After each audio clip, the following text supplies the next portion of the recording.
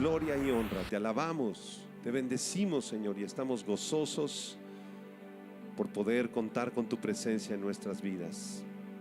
Te decimos en este día, henos aquí, Señor, envíanos a nosotros, a donde tú quieras que nosotros vayamos, con las personas que tú quieras que nosotros compartamos tu evangelio. Llévanos, Señor, heme aquí, envíame a mí, Señor.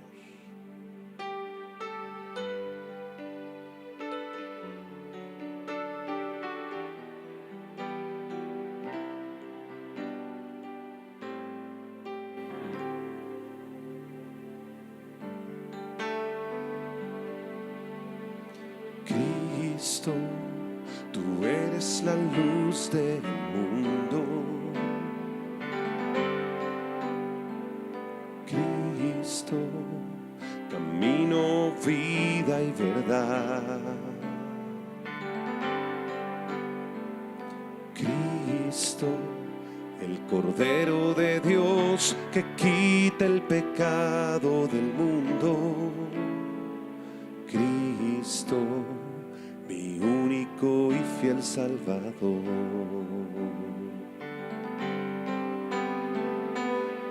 Cristo, el santo y verdadero.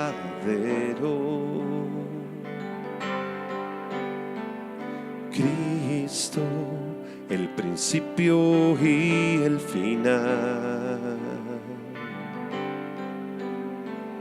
Cristo, el Cordero de Dios que quita el pecado del mundo. Cristo, mi único y fiel Salvador. Yo he escuchado tu voz diciéndome, ven y sígueme. Pierde tu vida por mí, toma tu cruz y aprende de mí. Yo te digo a ti, Jesús, heme aquí, Señor, envíame a mí. Yo iré, quiero ser un sacrificio vivo para ti y entregarte mi cuerpo en totalidad para descubrir tu voluntad. Heme aquí.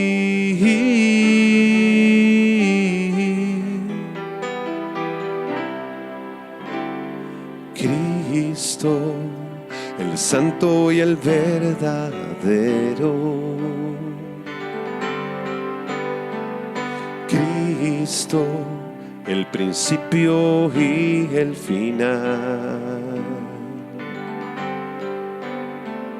Cristo, el Cordero de Dios que quita el pecado del mundo.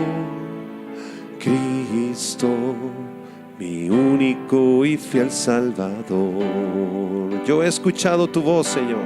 Yo he escuchado tu voz diciéndome, ven y sígueme.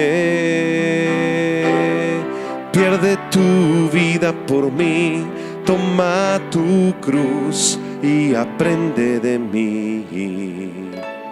Y yo te digo a ti, Jesús, heme aquí, Señor, envíame a mí. Yo iré, quiero ser un sacrificio vivo para ti y entregarte mi cuerpo en totalidad para descubrir tu voluntad. Heme aquí, heme aquí, Señor, envíame a mí. Yo iré, yo quiero ser un sacrificio vivo para ti y entregarte mi cuerpo en totalidad para descubrir tu voluntad. Heme aquí.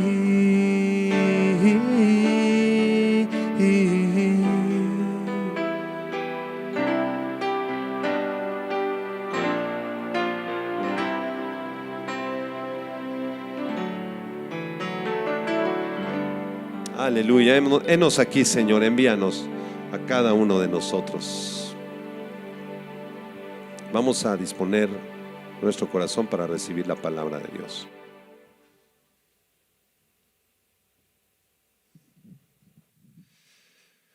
¿Cómo están?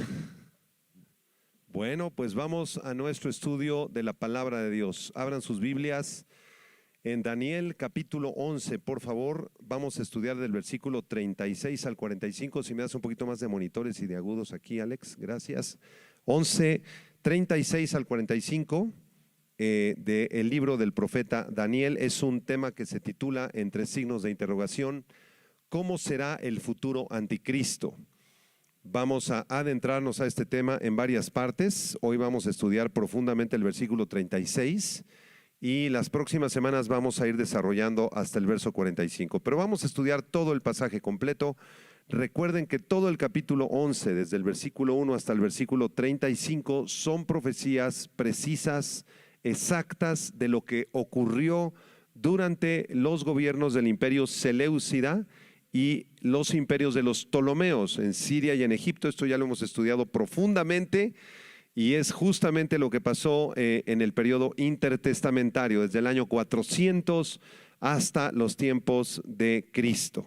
Y ahora, a partir del verso 36, la Biblia marca una división. Es otra sección distinta. Pareciera que todavía está hablando de Antíoco Epífanes, el malvado y perverso gobernador de los sirios, pero los versículos se entretejen entre dos personajes, entre Antíoco Epífanes y otro personaje nuevo que apunta hacia el futuro.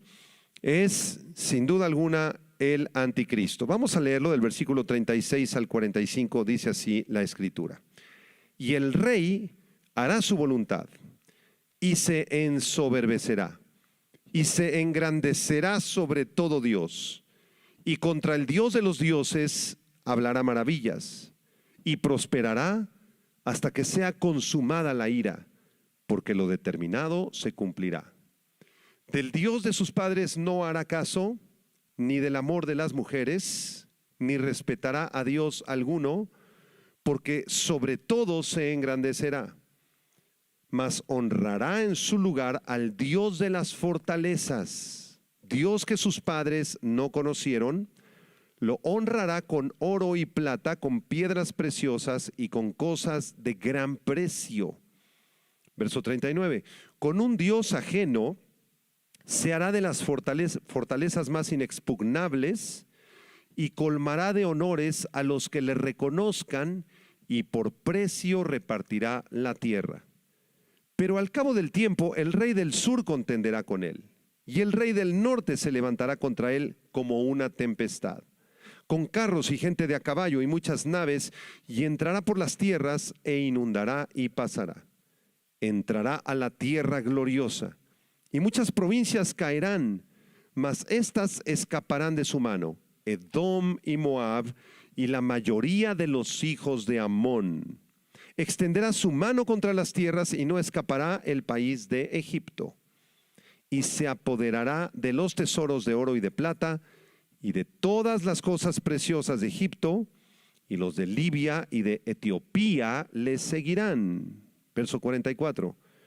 Pero noticias del oriente y del norte lo atemorizarán, y saldrá con gran ira para destruir y matar a muchos, y plantará las tiendas de su palacio entre los mares y el monte glorioso y santo, mas llegará a su fin y no tendrá quien le ayude.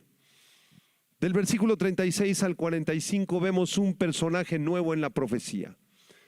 Daniel recibe esta profecía y primero ve todo lo que está ocurriendo con los Seleucidas, con los Ptolomeos, desde el año 400 hasta Antíoco Epífanes, un poco antes de Cristo. Y luego de esto da un salto de al menos 2000 años. y comienza a ver en la profecía el surgimiento de otro personaje nuevo, el cual no corresponde a Antíoco Epífanes. ¿Por qué no corresponde? ¿Cuál es una de las más grandes diferencias que podemos encontrar en este pasaje con la cual podemos determinar que es un personaje nuevo? Lo vamos a estudiar en el versículo 36, donde dice que del Dios de los dioses, contra el Dios de los dioses, hablará maravillas. Esto implica que este nuevo personaje tendrá la facultad de hacer milagros. En sus discursos, cuando Él se presente en las grandes plazas del mundo, cuando salga en el internet, en las noticias, en los grandes medios de comunicación, a la hora que Él esté hablando ocurrirán milagros. Y la historia no registra en ningún momento que Antíoco Epífanes haya hecho ni un solo milagro. Entonces, de esta manera podemos descubrir que es otro personaje distinto, que es un personaje nuevo. La profecía está hablando hacia el futuro, el surgimiento de un nuevo personaje que está a punto de surgir en nuestro mundo. ¿Cómo se llama ese personaje? El Apocalipsis le llama la bestia o el anticristo. Apunta, la palabra anticristo proviene de anti, que significa en contra de o en el lugar de. Y la palabra Cristo, que significa el ungido, ¿sí? Entonces el anticristo será una persona, un personaje que estará en contra de Cristo, pero al mismo tiempo ocupará el lugar de Cristo o se hará pasar por Cristo, será un usurpador de la persona de nuestro Señor Jesucristo. Y ese será el gran engaño, porque parecerá el Mesías.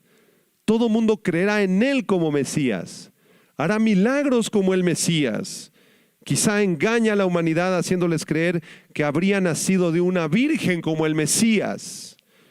Y de esa manera ocupará falsamente el lugar de Cristo, engañando a toda la humanidad. En esta mañana vamos a estudiar solamente el versículo 36. Le vamos a meter lupa, palabra por palabra, frase por frase, y vamos a descubrir las primeras características del futuro anticristo. ¿Sí? Vamos al verso 36, allí al principio dice, y el rey hará su voluntad. Puedes apuntar la palabra rey, que proviene del hebreo melech, melech. Y esta palabra en el hebreo describe a alguien que ha llegado a ser rey o que fue proclamado rey, ¿sí? Entonces el anticristo, de alguna forma asombrosa y extraordinaria, llegará al reinado. ¿Al reinado de qué? Al reinado del mundo. La ideología que él predique, la filosofía que él enseñe, la religión que él profese, será la ideología y la religión y el sistema político mundial. Él va a llegar a ser el rey del mundo. Ahora, fíjense la frase en el verso 36, y el rey hará su voluntad. Esta es una frase muy interesante en el hebreo, apunta a la palabra voluntad. Esta palabra voluntad es la palabra razón, con acento en la O y con S, razón en hebreo. Y se puede traducir como placeres o deleites.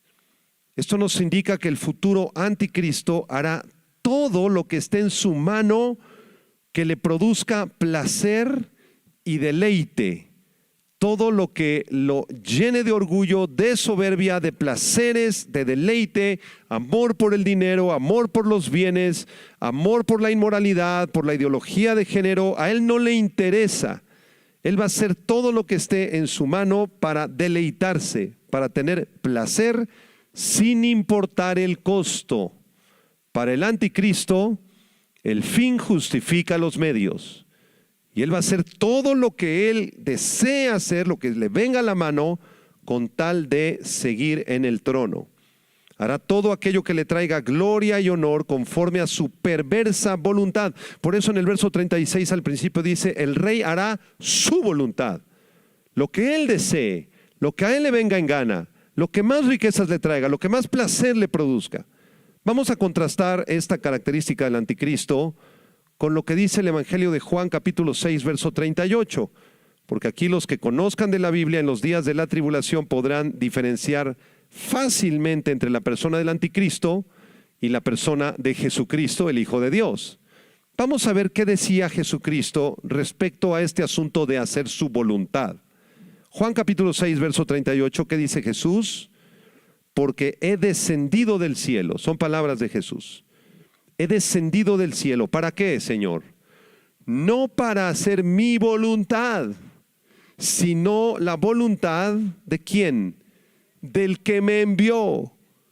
Y hay muchos textos en el Nuevo Testamento que hablan de Jesús en este sentido. Jesús no vino a hacer su voluntad, a buscar sus propósitos, sus intereses personales o su placer. Jesús vino a hacer la voluntad del Padre. Es una diferencia abismal entre el anticristo, que viene a hacer su voluntad, que se ensoberbece, que busca placeres y dinero y gobernar la mente de los hombres, en contraste con el verdadero Mesías, que él no vino a hacer su voluntad. Él vino a hacer la voluntad de su Padre. Ahora, nosotros somos seguidores de Jesús. Nosotros hemos nacido en este mundo no para hacer nuestra voluntad, no para buscar nuestros placeres, nuestro beneficio, sino para hacer la voluntad de ¿quién? La voluntad del Padre. Para eso nacimos, hermanos. Tú no vas a vivir donde tú desees vivir, vas a vivir donde el Señor te haya enviado a vivir. Tú no vas a nacer en la familia donde tú decidas nacer, sino que Dios te puso en la familia perfecta y correcta donde tú debías nacer. Pero es una familia muy difícil, pastor. Sí, ahí en esa familia Dios está perfeccionando tu carácter y está en el proceso de santificación.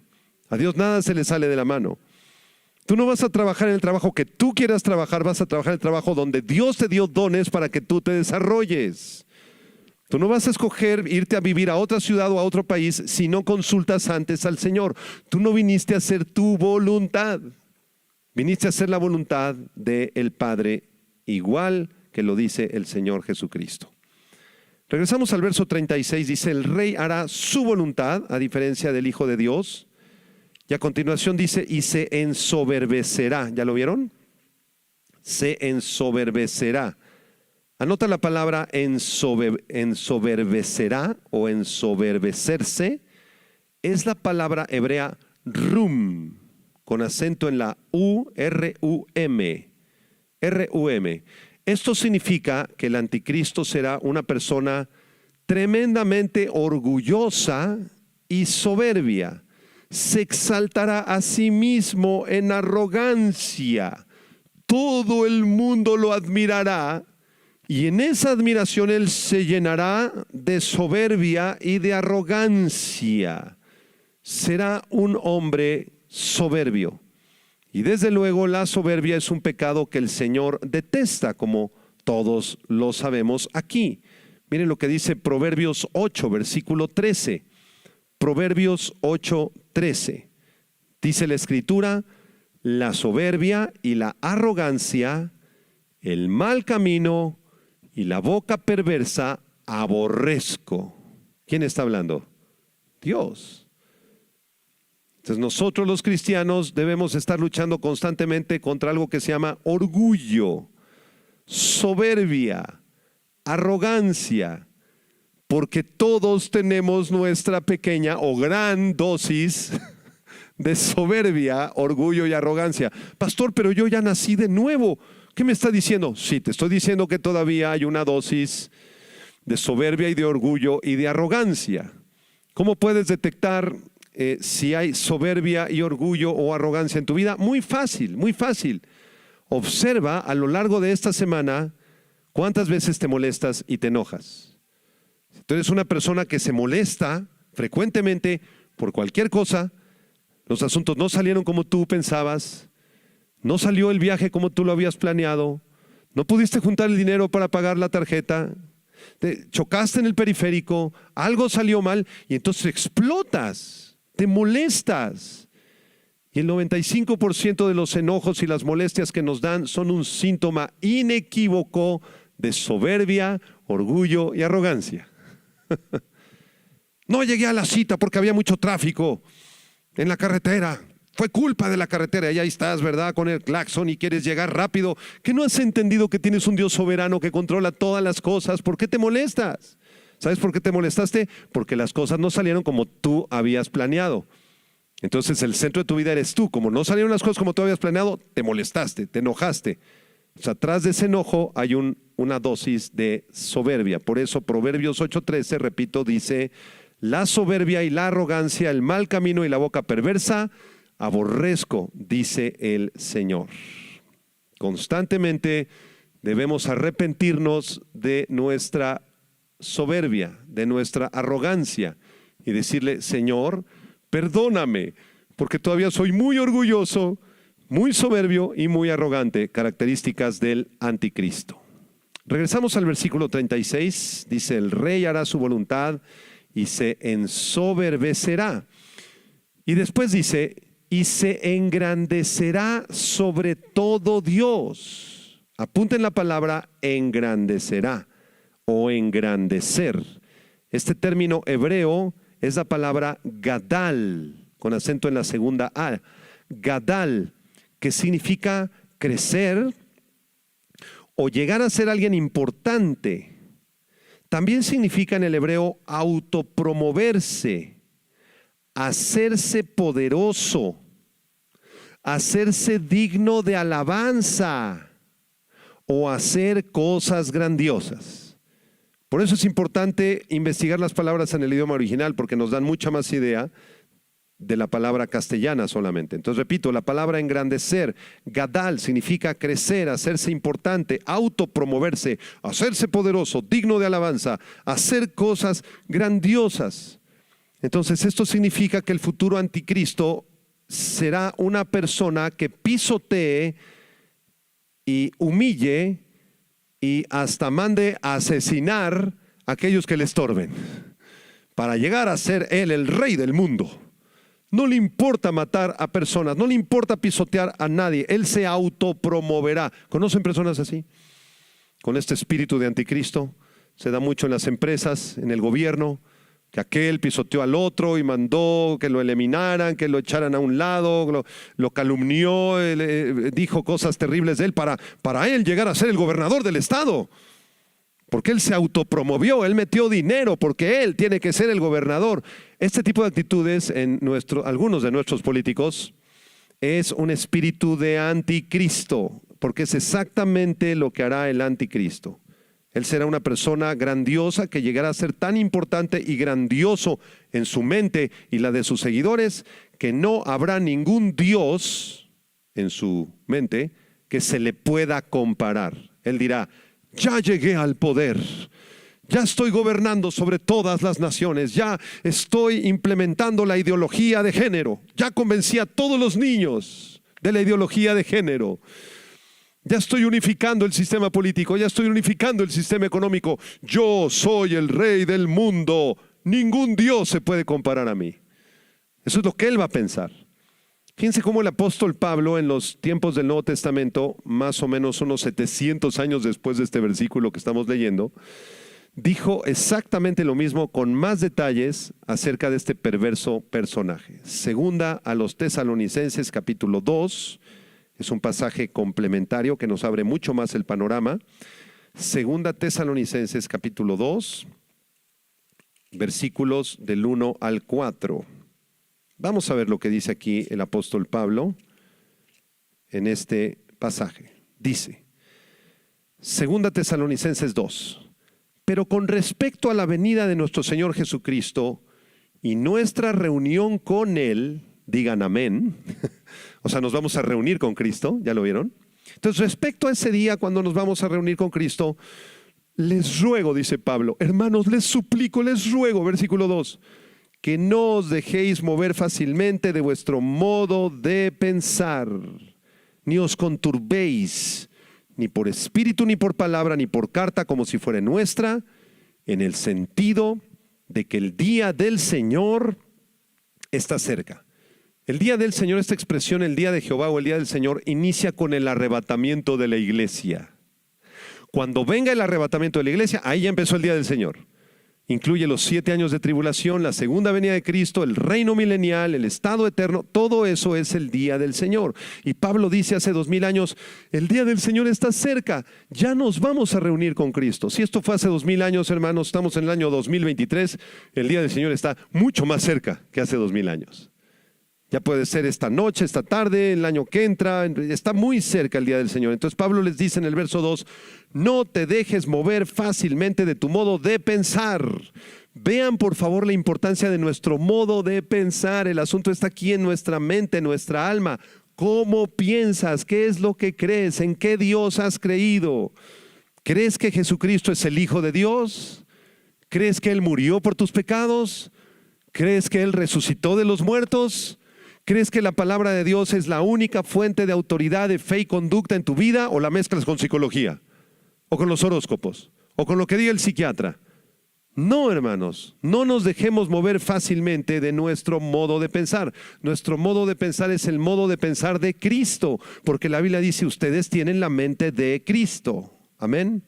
Versículo 3. Nadie os engañe en ninguna manera, porque no vendrá ¿qué? Versículo 1, el día del Señor, el día del Señor Jesucristo. No vendrá sin que antes venga la apostasía, subraya esa palabra, y se manifieste el hombre de pecado, el hijo de perdición. El hombre de pecado o hijo de perdición es el anticristo de Daniel 11. Entonces, antes de que venga el Señor y el arrebatamiento y los eventos del día del Señor, vendrá la apostasía. ¿Qué es la apostasía? Apostasía significa abandonar. Aquellos que se acercaron al cristianismo, se acercaron a Cristo, se acercaron a la Biblia, casi creyeron la Biblia, parecían cristianos, pero apostataron y se regresaron al mormonismo, se regresaron al catolicismo, se fueron al ateísmo, se fueron a su propia manera de pensar, a su propia religión. Entonces ya estamos en los días de la apostasía. La iglesia cristiana del siglo XXI en su gran mayoría es una iglesia apóstata que no está siguiendo realmente a Cristo.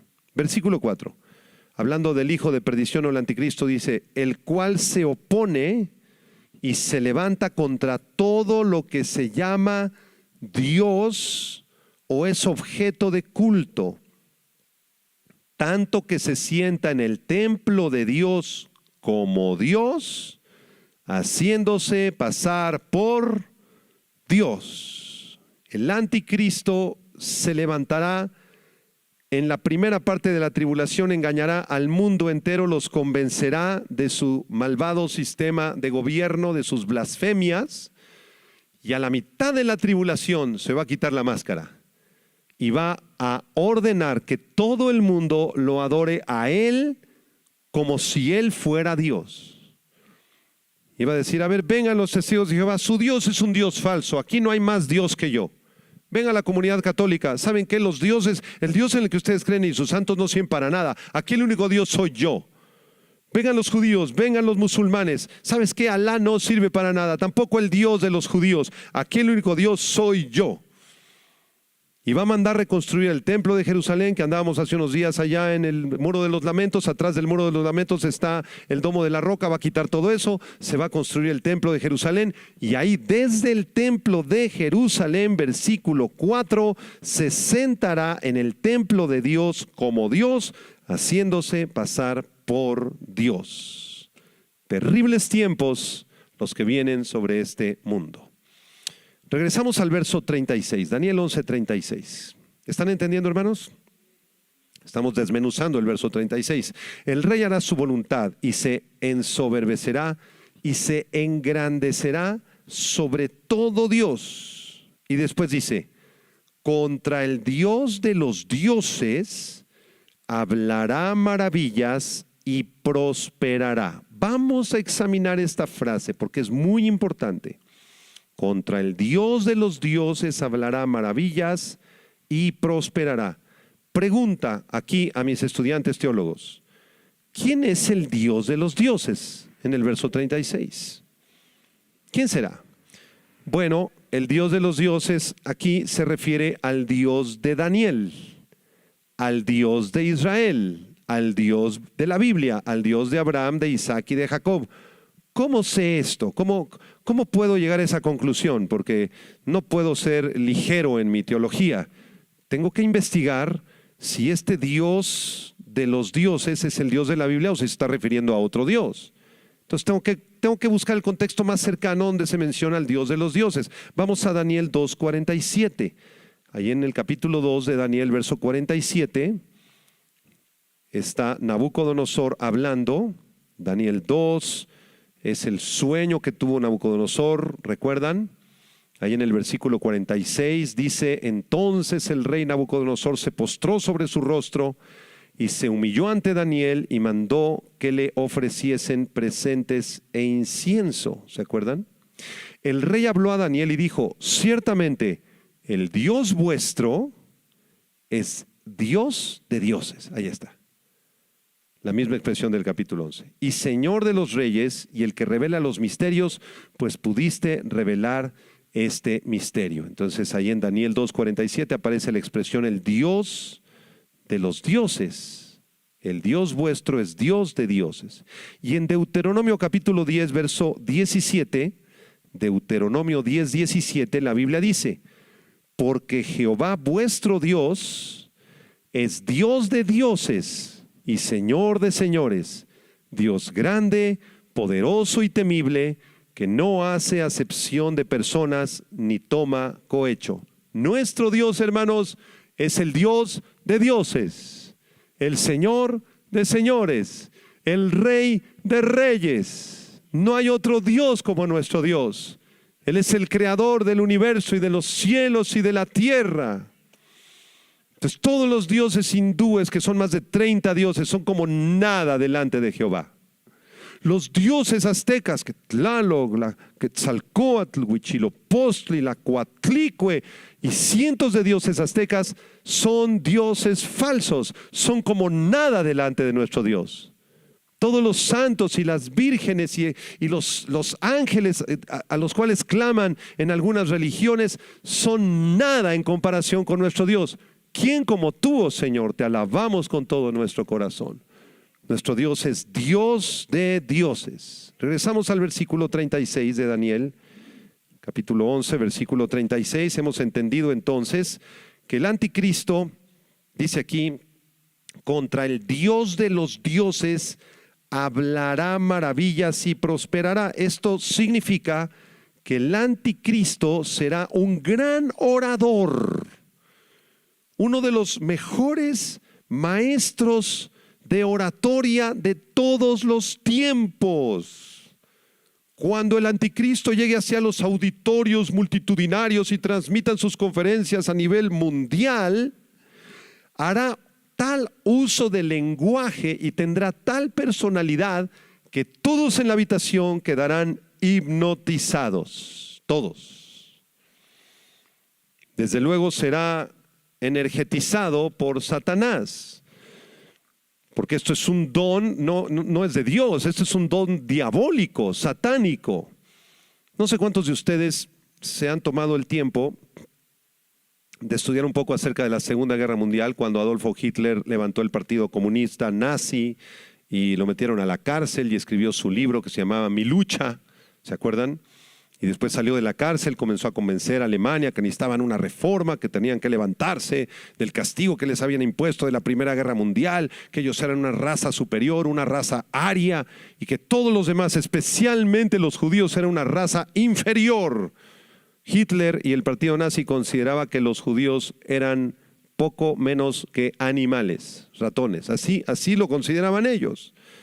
Y lo más impresionante, no sé cuántos de ustedes han visto sus discursos de Hitler, hay algunos que están grabados, y él llegaba hacia auditorios, estaba lleno la juventud nazi, 3, 4, 5 mil jóvenes, todos los soldados del ejército alemán, de las fuerzas aéreas alemanas, todos sentados así, multitudes, y estaban esperando a Hitler, y no aparecía, y algunos cuchicheaban, y estaban nerviosos porque venía el Führer a darles ánimo, a darles un mensaje de esperanza y de conquista.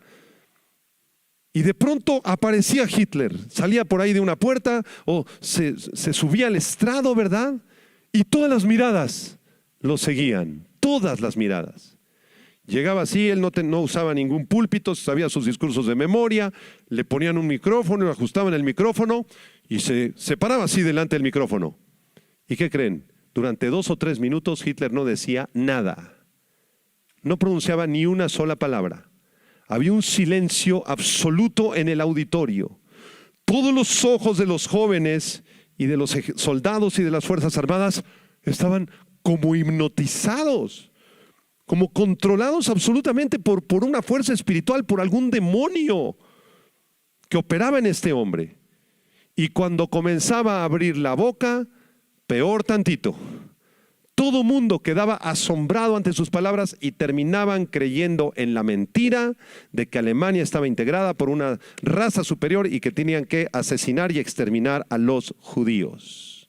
Imagínense, si así fue con Hitler en la Segunda Guerra Mundial, ¿cómo va a ser con el anticristo? El anticristo no solamente va a lograr convencer a los de su región, allá en Medio Oriente, sino que va a convencer a todo el planeta, hermanos. Y cuando lo presenten en los auditorios y salga en los medios masivos de comunicación, comience a hablar, tal vez sea algo parecido, llegue así, ¿verdad? Y con un carácter imponente, su personalidad va a ser impresionante, no sé cómo va a ser en características físicas, pero será muy atrayente para toda la humanidad.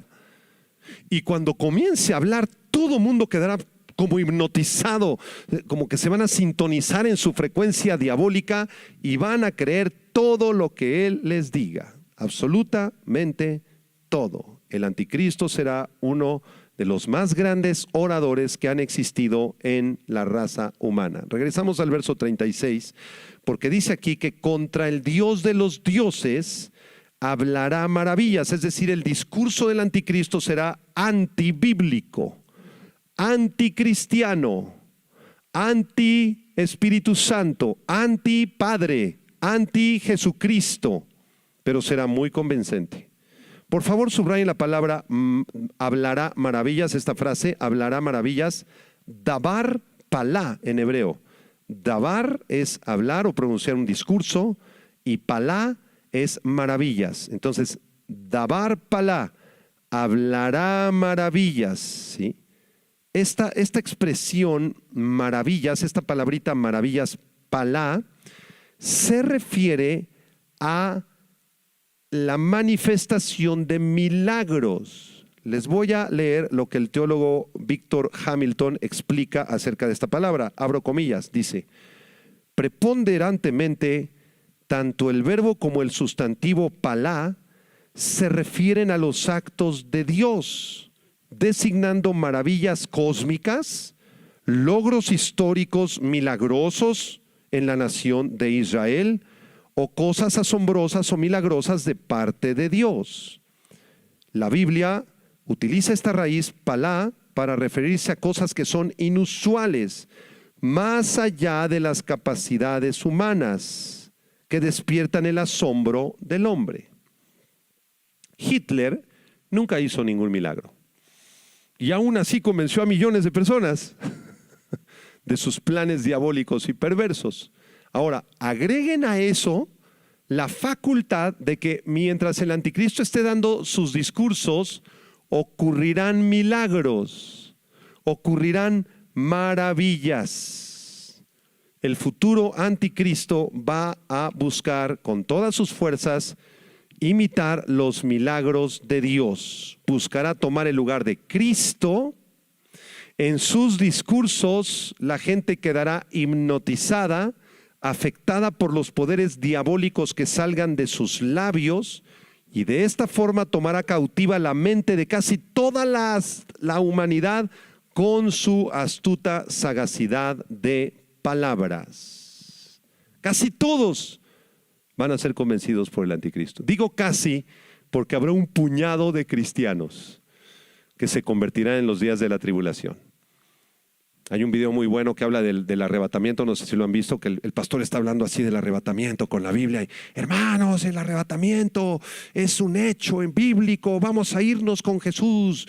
El arrebatamiento podría ser dentro de 5 años, podría ser dentro de 2 semanas, podría ser justamente, ¡pum! Y en ese momento es el arrebatamiento y desaparece el pastor. ¿Lo han visto? Y se va como el 50% de la iglesia. Desaparecen, se caen sus Biblias así, dejan los lentes, ¿verdad? Se les cae el reloj, la ropa y se van al cielo. Pero la otra mitad se queda. ¿Qué harías si tú te quedaras? Primero, Arrepentirte, porque nunca fuiste cristiano, nada más estuviste jugando al cristianito, nunca te arrepentiste, nunca quisiste acercarte a Cristo para que Él te cambiara, que te transformara, vivir para su gloria, a nadie le compartiste, no hiciste nada por Cristo, no eras cristiano. Entonces algunos de esos que se queden van a reflexionar y se van a convertir. Dios levantará además a los 144,000 muchachos judíos que aparecen en Apocalipsis 7 y en Apocalipsis 14, que le predicarán a toda la humanidad. Y por si fuera poco, Dios enviará un ángel, más o menos a la mitad de los tiempos de la tribulación, y ese ángel irá a todas las tribus, lenguas, pueblos y naciones, les hablará de persona en persona, de forma individual, en su idioma, en todos los poblados del planeta Tierra, y les predicará el Evangelio de Jesucristo. ¿Sí sabían eso? ¿En serio? Está en Apocalipsis capítulo 15. ¿Quieren verlo? A ver, vamos a verlo.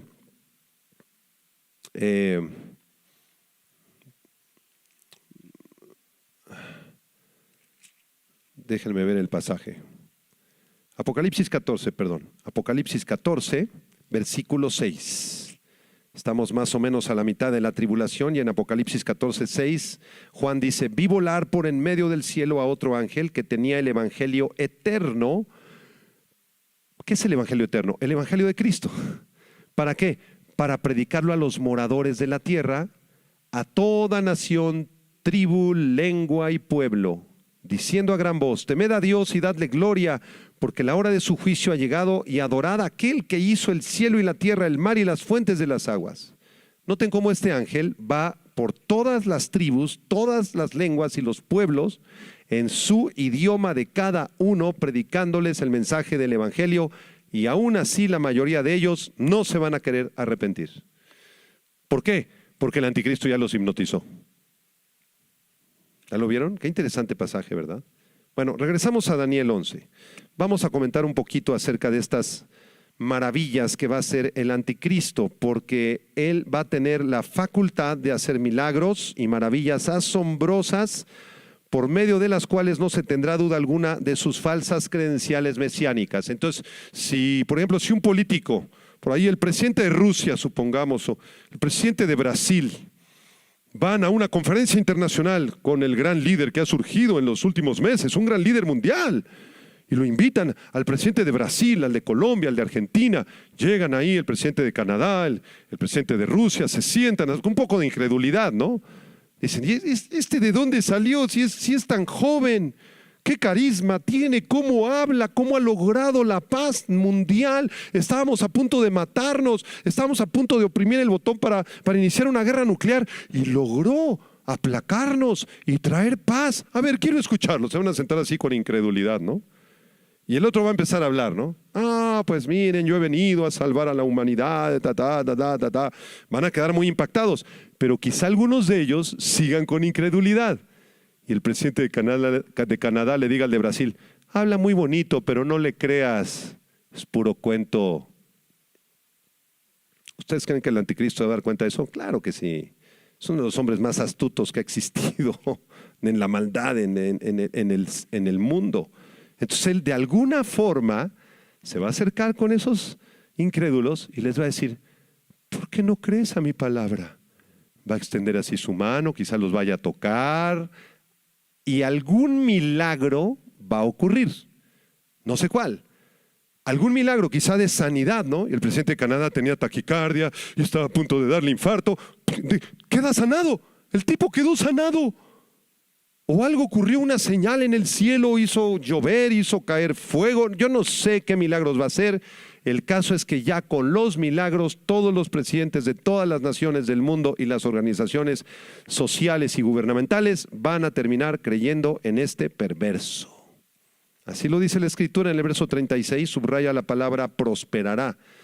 Dice: contra el Dios de los dioses hablará maravillas y prosperará. Esta palabra prosperar, apúntala, es la palabra saleaj en hebreo. Saleaj, se las deletreo: S-A-L-E-A-H, saleaj. Y significa simplemente hacerse próspero. O sea, en los últimos días, este perverso hombre prosperará. Vamos a explicar la última parte del versículo para cerrar nuestro estudio. Versículo 36 dice, prosperará. ¿Hasta cuándo, hermanos? ¿Va a prosperar para siempre? ¿Va a gobernar para siempre este perverso? No, dice, ¿hasta cuándo? Hasta que sea consumada la ira, porque lo determinado se cumplirá. Pregunta, ¿hasta que sea consumada la ira de quién? La ira de Dios. Dios es un Dios de misericordia, de paz, de perdón, de amor, de salvación. ¿No es verdad? Y por eso lo alabamos esta mañana. Gracias, Señor, porque eres un Dios misericordioso.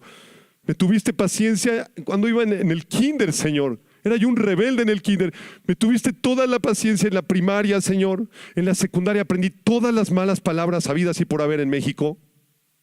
Y aún así no me exterminaste con tu fuego, porque me lo merecía. Lo que yo merecía era el infierno. Y luego en la prepa ya ni recordar los pecados de la prepa, Señor. Y tú me perdonaste todo eso. Luego salí y estudié, Señor, para contador público. Y hice de las mías, Señor, en la universidad. Y luego de la universidad, Señor, seguí destruyendo mi vida y era un pecador que merecía el infierno hasta que a los 39 años me alcanzaste.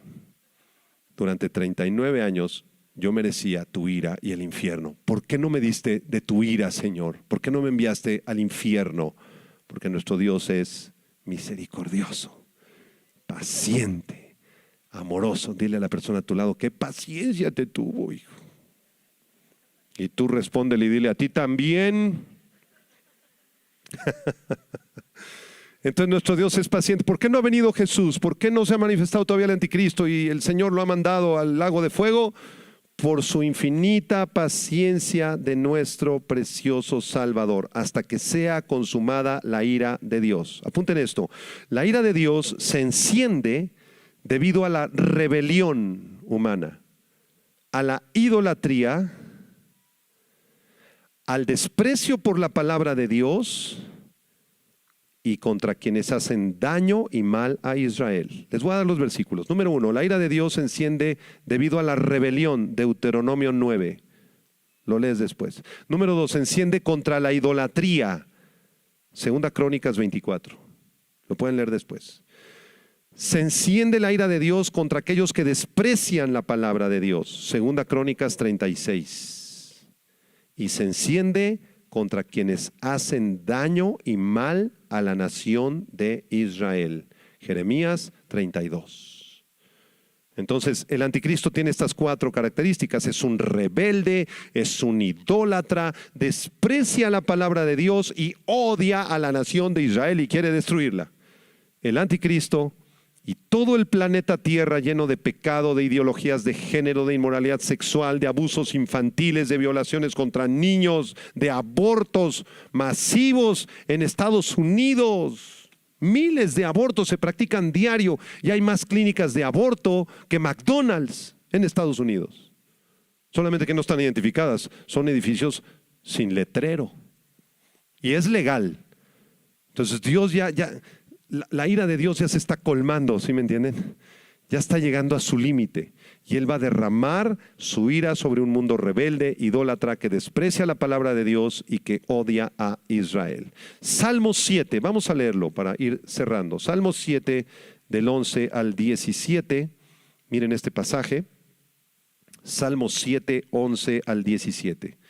Hermano, pero Dios es amor. Sí, pero también es ira. ¿Cómo que es ira? Sí, es un balance y es un equilibrio. Dios es el juez y el que justifica al mismo tiempo. Salmo 7, versículo 11, léanlo conmigo. ¿Qué dice? Dios es juez justo. Y miren lo que sigue. Y Dios está airado contra el impío todos los días. Si no se arrepiente, Él afilará su espada. Armado tiene ya su arco y lo ha preparado. Asimismo ha preparado armas de muerte y ha labrado saetas ardientes. He aquí el impío concibió maldad, se preñó de iniquidad y dio a luz engaño. Pozo acabado y lo ha ahondado, y en el hoyo que hizo caerá. Su iniquidad volverá sobre su cabeza y su agravio caerá sobre su propia coronilla. Y yo alabaré a Jehová conforme a su justicia y cantaré al nombre de Jehová el Altísimo. Ven, este balance entre la ira de Dios y el amor de Dios está por toda la Biblia. No sé por qué a los cristianos nos encantan los pasajes de la misericordia, la gracia, el amor de Dios, pero los de la ira no los leemos. Y llegas, juicio contra Egipto. No, eso no lo leas, hermano. Las plagas del Apocalipsis. No, hermano, mejor vámonos al Salmo 23. Juicio contra el rey de Tiro y de Sidón por sus idolatrías. Hermano, eso sáltatelo. No nos gusta. Pero debe ser igual de exaltado Dios por su misericordia que por su ira. Bueno, regresen a Daniel 11, porque muy rápidamente les voy a explicar en qué consiste la consumación de la ira de Dios. Dice Daniel 11:36, hasta que sea consumada la ira. Miren, cuando venga el arrebatamiento entraremos a un tiempo que se llamará la tribulación de 7 años. Se dividirá en 2 secciones. Los primeros 3 años y medio se llaman tribulación. Los últimos 3 años y medio se llama gran tribulación. Durante los primeros 3 años y medio, la ira de Dios consistirá en el derramamiento de 7 sellos. Vamos a ver si podemos poner una lámina ahí en la pantalla. Los 7 sellos de la ira de Dios que aparecen en Apocalipsis 6, 7 y 8. El primer sello es el anticristo. El segundo sello es la guerra. El tercero, el hambre. Y el cuarto, la muerte, que se corresponden con los 4 jinetes del Apocalipsis. ¿Se acuerdan? El quinto sello son las oraciones de los mártires desde el cielo, que están diciendo, Señor, Señor, Señor, por favor, derrama ya tu ira. Señor, sé justo. Y en el séptimo sello se anuncian las trompetas, que son 7, las 7 trompetas. Cuando se anuncian las trompetas en el séptimo sello, ¿sí lo siguen? Ahí, alrededor de ese tiempo, inicia la segunda mitad de la tribulación, los últimos 3 años y medio. Y en los últimos 3 años y medio, los juicios son mucho más severos. Vean, por ejemplo, los juicios de las 7 trompetas. La primera trompeta es que la tercera parte de la vegetación se quema en todo el planeta. La segunda trompeta, la tercera parte del mar es juzgada. La tercera trompeta, la tercera parte del agua fresca es juzgada y termina completamente podrida. La cuarta trompeta incluye que la tercera parte de los luminares es oscurecida, la tercera parte del sol y de la luna se oscurece. La quinta aumenta la actividad demoníaca en el planeta Tierra. En la sexta trompeta, la tercera parte de la humanidad muere. La tercera parte de la humanidad muere. Si somos 8,000 millones, bueno, pues o 9,000 millones para ese tiempo, 3,000 millones de cadáveres estarán en la tierra para ese tiempo. Y la séptima trompeta incluye los juicios de las 7 copas, que son aún mucho más severas que las trompetas. Vean los juicios de las 7 copas de Apocalipsis 15 y 16. La primera, entonces en las 7 copas apúntenlas. Primera copa, llagas malignas. La humanidad pecaminosa se llena de llagas, se empieza a podrir la piel. En la segunda copa el mar es convertido en sangre. Imagínense, todo el mar se convierte en sangre. En la tercera copa el agua fresca es convertida en sangre. Lo que quedó del agua potable se echa a perder. En la cuarta copa los hombres son quemados con fuego. Con fuego. En la quinta copa el reino de la bestia gobierna sobre todo el planeta en tinieblas. La sexta copa, hay una invasión desde el oriente de los chinos. Y la séptima copa, en la séptima copa, hermanos, es la consumación de la ira de Dios. Viene un terremoto tremendo y espantoso sobre todo el planeta Tierra. Todas las ciudades del mundo quedarán destruidas para siempre. Digan aleluya. Eso no nos gusta, ¿verdad? ¿Cómo? ¿Y también el edificio donde vivo en Tlane? También. Buenos Aires, destruido. El Empire State Building en Nueva York, para abajo. Las Torres Gemelas ya las destruyeron hace unos años, ya ni existen. ¿Cuál es la ciudad más bonita del mundo? La que más te guste. París, oh, qué bonito París. Madrid, oh, hermano, Roma es una ciudad divina. Tokio, Japón. La Ciudad de México, Los Ángeles, California.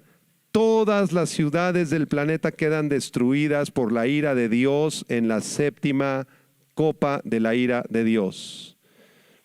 ¿Fue Dios justo, hermanos? Última frase del versículo 36.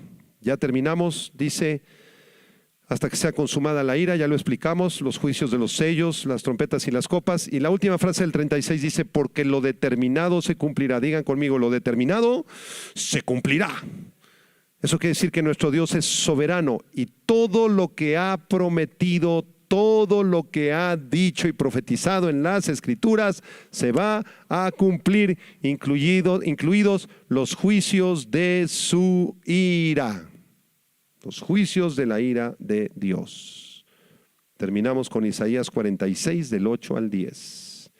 Si la Biblia dice que tenemos herencia con Cristo, es que tenemos herencia con Cristo. Si la Biblia dice que Jesucristo es el Mesías y el único camino al Padre, es porque así lo es.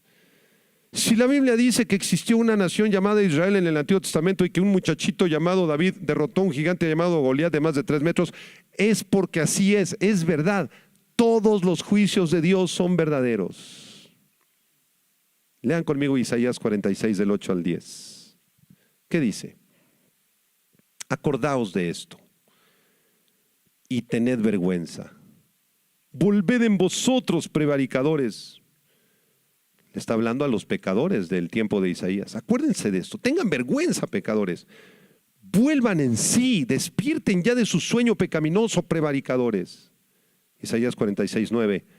Acordaos de las cosas pasadas desde los tiempos antiguos, porque yo soy Dios y no hay otro Dios y nada hay semejante a mí, que anuncio lo por venir, el futuro, desde el principio y desde la antigüedad, lo que aún no era hecho. Que digo, mi consejo permanecerá y haré todo lo que quiero. Ese es nuestro Dios. Él anunció tu nacimiento y el día de tu muerte ya está escrito. El día que te vas, no llores, alégrate. Ya estaba escrito, Señor, ya llega al final del camino. Gracias, Señor. Es el día de mi graduación, aleluya. Ya estaba escrito desde antes de la fundación del mundo. Ya no lloren por mí. Alégrense mejor. Y échenle ganas para que me alcancen. Y unos dicen, sí, pastor, ya voy de salida, pero no empujen. Ya está escrito, todo está escrito, hermanos. Y también los días finales, los acontecimientos del futuro, nosotros los conocemos. No nos angustiemos, no nos llenemos de temor. Ay, hermano, y la ideología de género, y la moneda, y la criptomoneda, y las naciones, y el coronavirus. ¿Qué te asustas? Todo estaba aquí ya escrito. Nosotros ya conocemos el final de la historia. Ya sabemos que Dios va a venir a juzgar a los impíos. No nos asustemos por eso y démosle gloria por su misericordia y por su ira también. Cierra tus ojos. Señor, gracias por este versículo 36 tan profundo, tan hermoso, en el cual hemos aprendido, Señor, cómo surgirá este perverso, maligno, blasfemo, arrogante personaje llamado la bestia o el anticristo. Señor, nosotros sabemos que no estaremos para ese entonces porque vendrás antes por tu iglesia, nos llevarás al cielo, porque estamos invitados a una boda, estamos pedidos para una boda. Somos tu novia, Señor, y tú estás preparando esa boda preciosa, mientras aquí en la tierra vengan los juicios de los sellos y las trompetas y las copas. Señor, allá en el cielo habrá una boda, las bodas del Cordero. Te pedimos misericordia para los que no te conocen, los que están atrapados en catolicismo, en mormonismo, testigos de Jehová, ideologías de género, secularismo humanista, amor por el dinero, ateísmo, evolucionismo, psicología, psiquiatría. Señor, sálvalos, ten misericordia de ellos y permítenos a nosotros ser luz en medio de este mundo perverso que se va a un profundo pozo de pecado cada día más. Este mundo que tú juzgarás en breve y vendrás a reinar sobre la tierra. Levanta tus manos y dile, Señor Jesucristo, te entrego mi vida, te entrego mi corazón, santifícame, límpiame, purifícame. Quiero ser un instrumento en tus manos, Señor. Heme aquí, envíame a mí a ser luz en medio de tinieblas. En Cristo Jesús. Amén. Que Dios les bendiga a todos los que siguieron este estudio. Nos vemos la próxima semana para analizar el verso 37 en adelante.